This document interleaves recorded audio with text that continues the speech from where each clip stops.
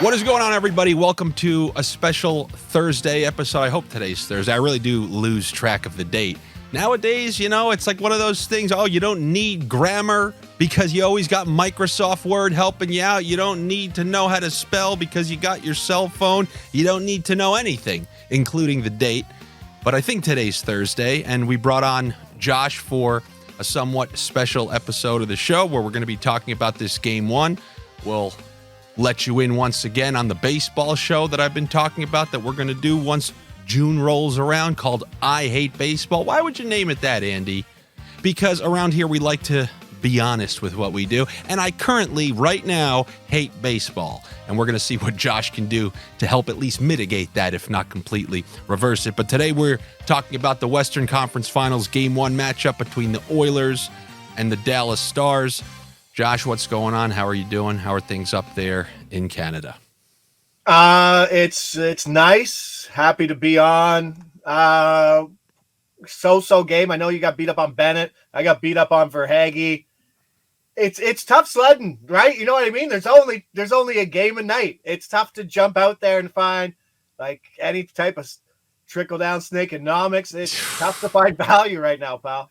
The playoffs, man, have been like when you're playing a video game controlling a plane for the first time. You go up and it pulls you down. You go down, it pulls you up. I can't think about these here. Like, you think about that Rangers-Carolina series. It's like the second you're like, you know what? The Rangers, they got this. Like, they really have Carolina's numbers no matter what Carolina's throwing at them. So you try to start backing the Rangers. They fall apart, lose those two games. Then Carolina looks like they're fully controlling the series. You're like, now they're going home. They're up in that game. Rangers come back.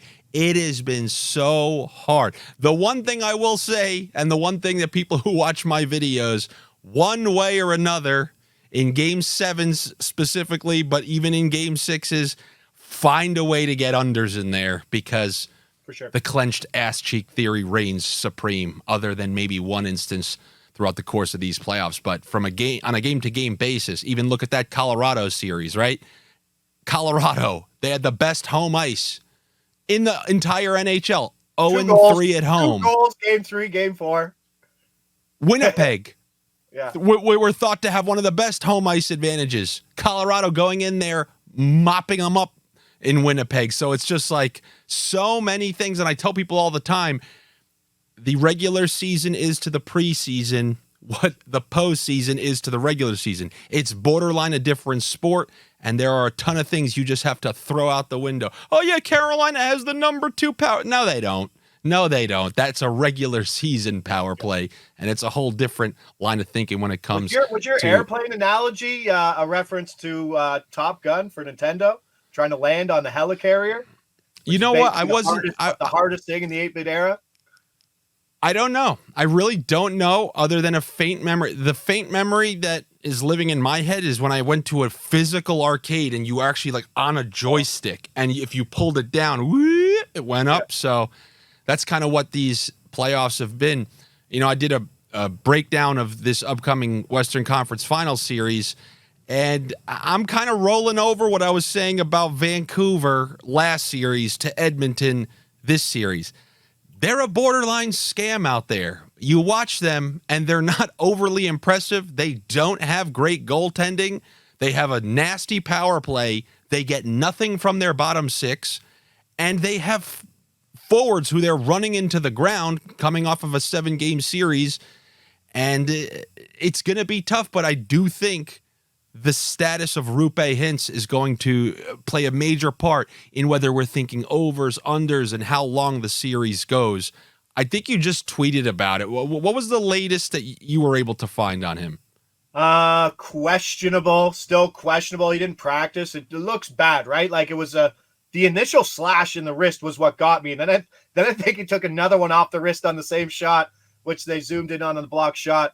But another one to kind of keep an eye on is Yanni Hakanpää, because if you've seen the box score, Dallas had been rolling with basically 5 defensemen and then giving, I forget who it even was because they switched it up. It was Nils Lundqvist, like every 4th or 5th shift.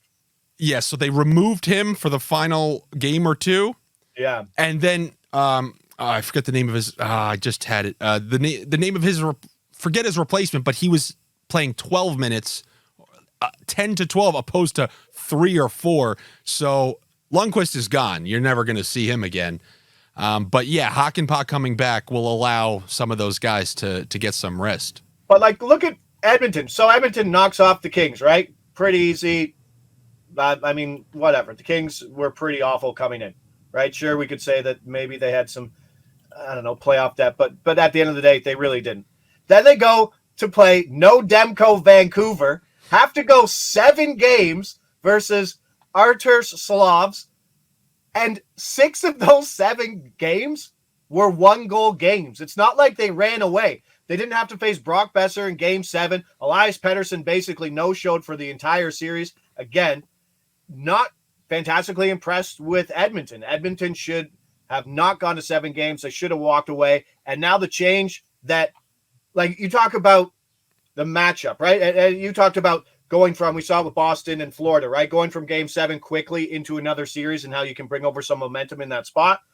But honestly, what Edmonton has to do, or actually more or less what Dallas doesn't have to do, they matched up versus Colorado. Right? When you talk about getting ready for the next round, wiping the whiteboard off and like preparing for your matchup, there isn't a big difference between what you got to prep for in Colorado versus Edmonton, where it's all top heavy. You got Leon Draisaitl playing with Hathaway and Kane on the second line, and on the road without last change. That's going to be a tough spot. And I don't know. Obviously, they have the special teams advantage. Their penalty kill was great. I think it's the best so far in the playoffs. But coaching, depth, home ice, goaltending, there's a lot more checks on the Dallas side, and that's without Hintz. And then you bring in Hintz, and it brings back to your point. Once those lines get set up, again, if he comes in, but that was it, right? That when we go in there, like you had that third line of Ben, Johnson, and I forget who else, Seguin or they were going in between Stankoven, and then they'll put Pavelski down there when they're trying to. Their line juggles are mini line juggles because they have the cemented Duchesne, Sagan, Marchment line, and if they don't like how old Joe is playing out there, then they'll roll wide. Do you know how bad he is? That hates Jason Robertson more than you, by the way. No, and by the way, I got to say, he's actually played better than I thought this postseason, and he hasn't done anything since game, 1 of that last series. I've also realized something on a kind of macro level. If you don't have elite speed in the NHL, you're the easiest type of star to mitigate come playoff time when the refs let more go. If you have Pasternak speed, if you have Matthew Tkachuk speed, it prevents you from taking over a game that plays kind of mid-2000s rules where they just let everything go. If you don't have that elite speed, it's a major work against you. And Jason Robertson, he's the elite Patrick Maroon out there. However, while I've crushed him, I'm actually going to be on him tonight because I guess before we get into... Big of you to say. That's big of you to say. Yeah, well, fine. I'll talk about him quickly. I thought that Colorado matchup was brutal for a guy like Robertson, where you need to have pace because the Avalanche are even worse than the Oilers to deal with because they have multiple lines with guys who can fly. You saw some of those third liners toast them. At least Edmonton, when you go up and down their lineup, Hyman ain't a Blazer, Nugent-Hopkins ain't a Blazer, Draisaitl's not. So it's like they have 1 or 2 guys that can really fly and really put you on your heels. I think this series will be one where Mr. Perimeter Robertson can accumulate some points because, as you saw, the Vancouver, outside of Pettersson, who had to play, kind of on that dead second line, Miller had a ton of points. Besser had a ton of points. The guys who worked the power play were able to connect a couple of times. The Swedish line. What? Who else was? Oh, Lindholm, and Nils Höglander. No wonder he didn't do anything. You can add Pettersson to the list, though. Like he's not a great skater, and he became easier to stifle as well. I want you to just quickly bring up because this isn't my end of the. What the hell? My end of the spectrum. You're usually good at those. Come on. Yeah, not my end of the spectrum. But before we started, you were telling me like, just take those Trouba block shots, and I said that's still not my ball game. Where I don't really know. I like to kind of try to figure those things out and get a true understanding. And then you brought up a great point. Would you mind just restating what you said about like Trouba people probably being on him? Number went to 3.5 for block shots. When playoffs started, they were still pricing it as regular season. So there was your advantage to get onto it because it's obviously different, right? And that number was like 1.5. And then he started hitting 4, he started hitting 3, he started hitting 5. That cruised up to 3.5. But you're also now paying for the block shots he has in all those elimination games, those overtime games. And now you're seeing that number kind of balloon where you do that thing in betting where you're like, I don't really want to take the under, but like you look at that over, you're like, that no one's betting that. Like, why would anybody bet that? And that's sometimes for someone that struggles to bet unders, that's usually a good indication of being like, there's probably value on that under. And that's where I am on Tanev today on under 3.5 at plus money. Both goalies don't even have a save total above 25. So we're not expecting a heavy shot volume. At least yesterday, you could expect Florida to dominate the Corsi battle, the shot attempted battle, because that's what they did all year. They did it in the playoffs, and the Rangers were pretty shitty at it on the other end, right? Giving up shots. But this is a spot where it's game one. They could get Hakanpää back, which could mean less minutes for those top guys, which is big. And you're just not sacrificing yourself as much in game one as much as you are later in the series. So 3.5 is a giant number. And I mean, plus money. I'm not laying any juice, Andy, on those props because they can't even score keep shots and points properly. You think they can score keep block shots properly? No, they can't. Piggybacking off of some of the points you just made, the first I'm going to go back to is I said like that Boston momentum, coming off that game 7. I think there's a huge difference between being down or being up 3-1, almost having that slip, coming back in game 7, winning in overtime. Your best player scores the goal, and you head into that next game. You know what's different than that? Being down 3-2 as the heavy favorite, not looking so great, weaseling your way to a game 7, and McDavid not performing all that well in the last series and kind of squeaking by a team that wasn't even playing that well. Now you're going to the next series. Different vibes heading into both of those series. And now going to your next point about the goaltending and the saves being set so low. While, I agree that there is a definite potential for lower scoring and lower event hockey because of what I saw from Dallas. Without Hintz, even if he wasn't playing well, you're just going to see that line tossing. Probably what you see on Daily Faceoff is how they ended the last game. They'll probably start this way, but if it's not going the Stars' direction in like the first period, they'll probably switch it again. So it's hard to do any sort of line combination bets or anything like that. But I will say, Edmonton had to play 7 games. They didn't get massive rest like the other 3 teams. I mean, they played a couple nights ago, then they're going 2,000 miles with their injured players. I would think Dallas, even if they're not scoring a bunch early, they can at least get a quick start on them to get a bunch of shots in the first that could allow them to go over on Skinner's save prop with just a good start to the game. So I do feel okay about the over on Skinner's save. Was it listed at 24.5 or 25? 24 I mean, and a half, Jesus Christ. Yeah, no, I guess maybe it's wildly low. always I'm on that at pulled. minus 125. Yeah. Okay, so the over on Skinner's saves is one that I like. And then we're going to go to my guy. And by my guy, I mean I would never pay this guy. He would never be my star. He'd never be on the side of my building. Jason Robertson. Last series was brutal for him. You're looking at his over 2.5 shots on goal in the first round, a round that has suited his skills a little bit more because Vegas doesn't try to really, skate back and forth with you. They play in a similar fashion that Dallas does, and he was able to pump a lot of shots towards the goal in particular games. But we just got a full series against Dallas where that does not fit against Avalanche, that does not fit his skill set at all. I believe tonight's a great opportunity with a tired Edmonton team. Theoretically, we'll see how they come out the gate. Yeah. But to go over 2.5 shots, remember, regardless of how they flip the lines, he's going to be getting a bunch of ice time. He's going to be on that top power play. And I like his over 2.5 shots on goal, which is at like plus 120 or something like that because of the poor series against the Avalanche. But when I look at that, I kind of try to figure out what the matchup is like. You saw Wyatt Johnston against Vegas, he was pumping shots towards the net, but it's not easy to rake up shots against the Avalanche like that because unless you have like blazing speed and can skate back and forth, it's not as easy. It's more dispersed throughout the lineup. I would imagine Wyatt Johnston returns to his shooting form as well in this series. So while his price isn't great, just two things to look at. So I'm going to take the over 2.5 shots for Robertson, and dare I say he'll find himself on the score sheet as well. Robertson was someone also I looked into during the regular season for like his splits. Like the last change is a big thing in hockey. And he is the guy on that top line that gets the advantage of it. So he'll get the offensive zone draw, right? Gaining the offensive zone is massive, right? You see teams that can't do it, they stink. When you already start in the offensive zone in the faceoff, you've already established it. He gets there. It's a big difference. And I really think he's one of the guys that his splits, his shots per game at home versus on the road are massive. And I think that's why I don't love taking top line guys shots on the goal on the road because they get the shit end of the deal when it comes to matchups.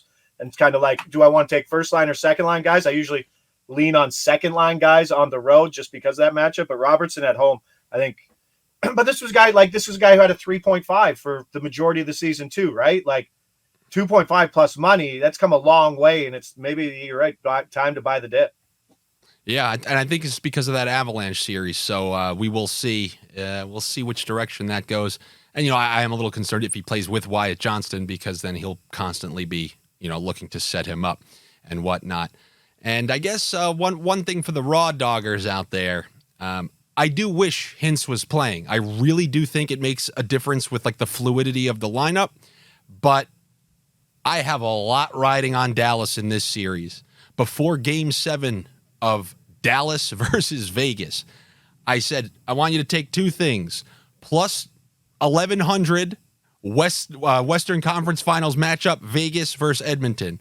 And then I also want you to take Dallas over Edmonton in the conference final plus 750 because I thought the winner of that series had a really good chance. And I just saw Edmonton on the scam side of the bracket. So Kings Preds, see it in the finals. Yeah, I got a lot riding. Before Game 7, it was plus 205.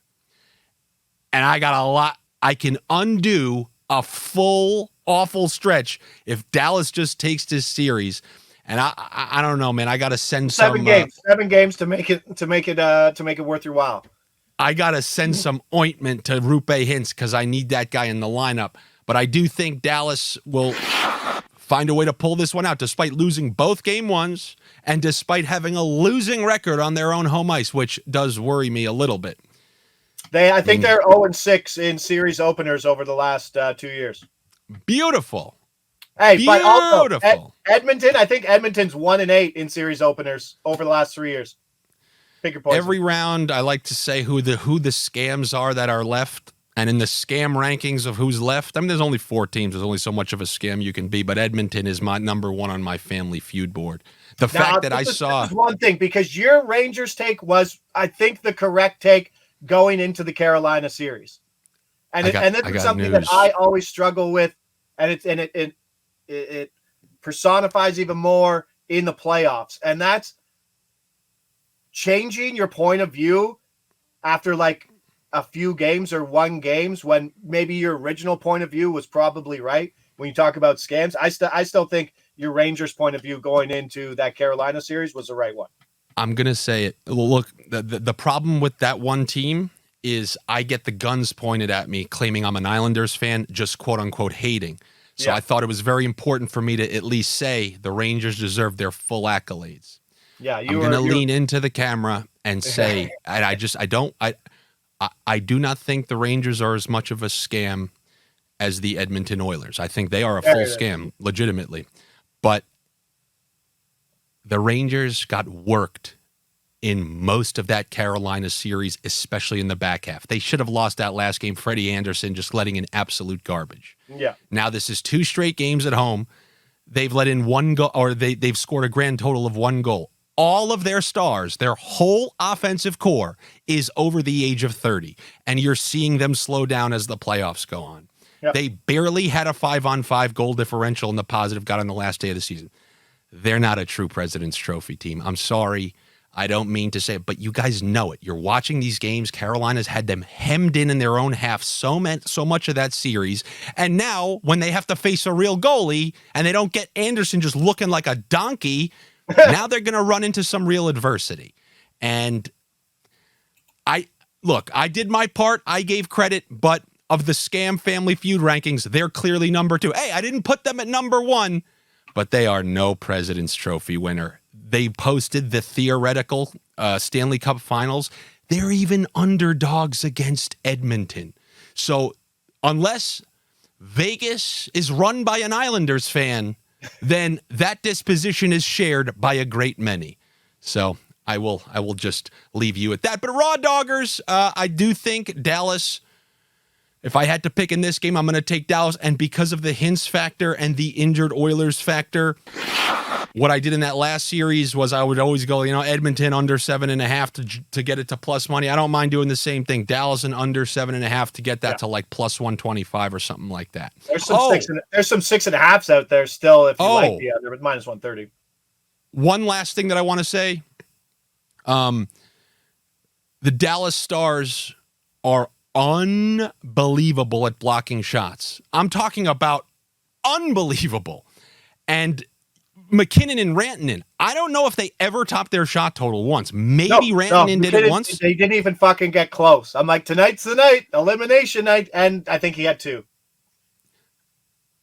I know, I'm about to tell you a guy, he has an awful price, a brutal price, but anything you want to combine, specifically on FanDuel, I tried to, I messaged Josh yesterday because sometimes I just suppose things are a big advantage. But FanDuel, as I mentioned to you guys last week, it's the only site where you can take an under on a shot total, and if it goes to overtime, you've automatically won if you're on the correct side of it. Some you have to compare the odds, but some the odds remain unchanged. Like sometimes they'll make a price worse than it is. Like Lafreniere yesterday was minus 150 under 2.5 on like overtime regular sites and minus 175. But somebody like Trocheck, he was exactly the same on both. So sometimes you do have to look at that. But Ryan Nugent-Hopkins is one of the guys that I call a pass first, pass second, pass third guy.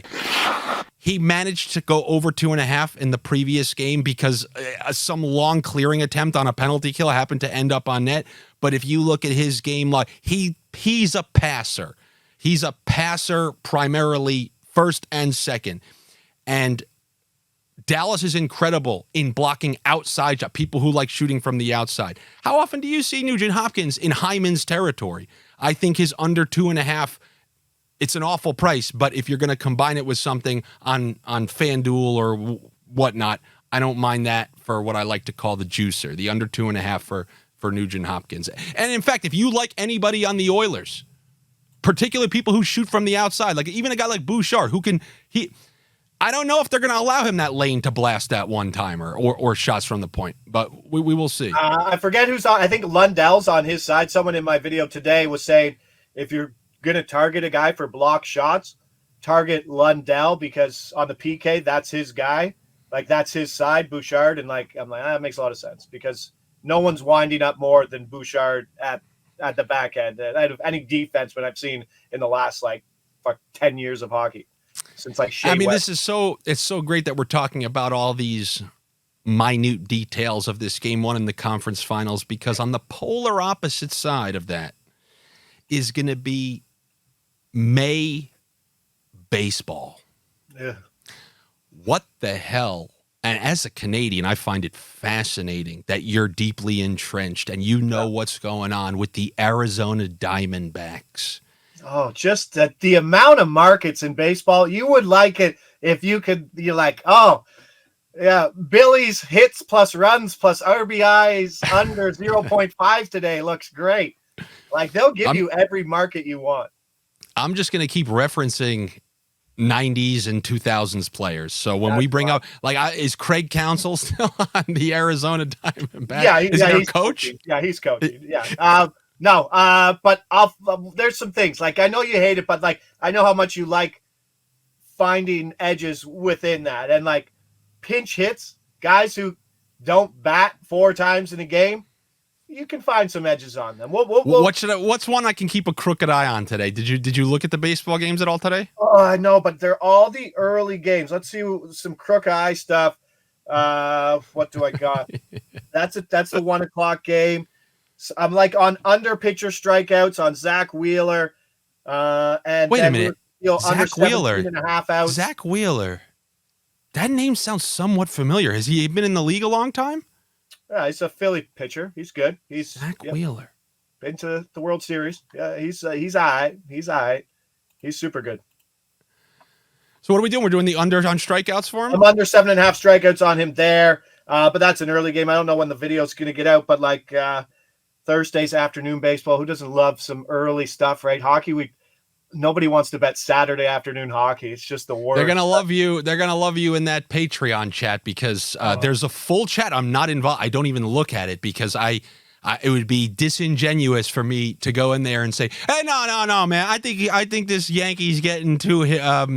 Who's the slugger on the Yankees? Not Judge. The guy that monster behind him, Giancarlo Stanton. Yeah. No, I think Stanton's gonna hit a home run today. Here's $200 on it. I know, but in baseball's the other way with all the star players and stuff. Like there's it's like football betting, right? Oh, Justin Jefferson's over yards looks great. No, it doesn't. You know what I mean? Like you're paying. Yeah, the 2 receptions for Clyde Edwards-Helaire in the passing down role when Pacheco's somewhat injured is way the 0.5 reception. Yeah. No. I'm looking at Tua Tagovailoa over 1.5 running back carries for big plus. That's hilarious. No, that's going to be great though. That's going to be great. And what I'm going to try to do during that show is guide these people on how to not be donkeys while they're doing it. Because since I have no allegiance to baseball, I can follow the path that you lay out with your units. And as far as I understand, you're probably, I don't know, you had a bad stretch, but I think for the most part, it's been a good baseball year, right? Oh, yeah, plus 40 units. I mean, we're over like 6 to 7% ROI. It's good.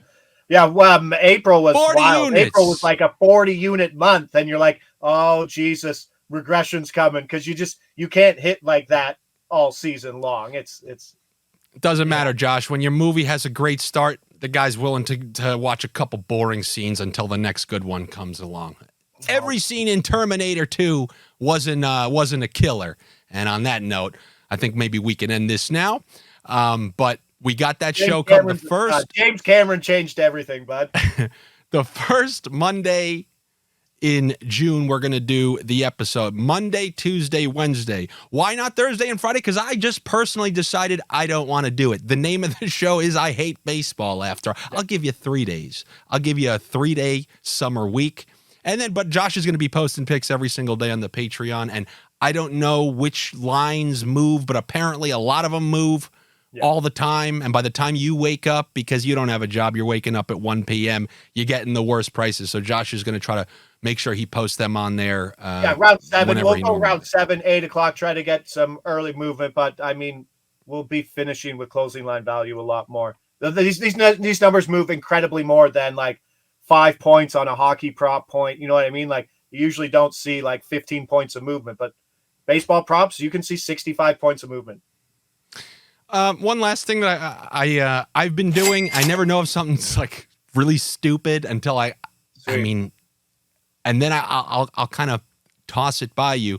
You can only do it, I believe, on one sports book. I think up there it's the Score Bet, right? You have something called Score Bet or the Score Bet, and we have ESPN Bet. I saw it's the same platform. I take secondary power play unit players, and I include one under from each side, specifically on power plays that the majority is given to. Like 90 seconds go to the top unit. You talk about that all the time. Yeah. Many teams will have an extra guy or two listed, like the Tarasenko or Bennett or someone like. So Lafreniere's listed. Meanwhile, their power play plays the whole 10 minutes. Now it's only, but great example was Gensel. He got demoted last series to the second unit, and he was the best price on power play point. It was minus 240.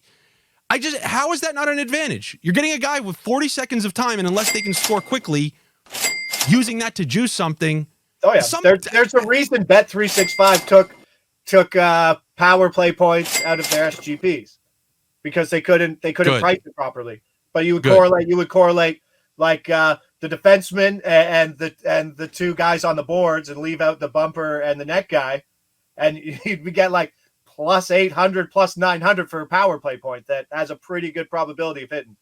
And DraftKings also removed that, by the way. So when two sites remove it, you guys should really start feasting on that last one that does, because they're going to chuck it. They're going to chuck it. And quick mention, I did notice that FanDuel added you can include one player with 2 points in a same game parlay. You can do as many as you want with 1 point, and that didn't used to be the case. They didn't even have points.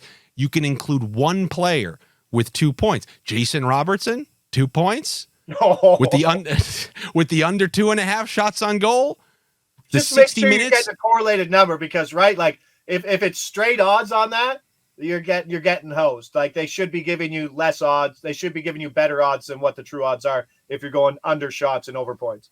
I'm sorry, I meant for the Nugent-Hopkins. So the 2 points for Robertson, the under 2.5 shots on goal. How's that for a little wild one to end the episode? All right, Josh, thank you so much for coming on.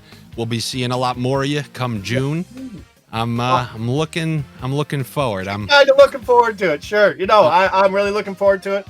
I don't think we're going to change your mind about baseball that much. I mean, winning hopefully changes everything. I watched it a lot when I was young. That's what's crazy. Maybe we'll get that nostalgia. There's like zero nostalgia in your background, so that probably doesn't work on you. So maybe we'll tug at 8-year-old Andy's heartstrings there, bud.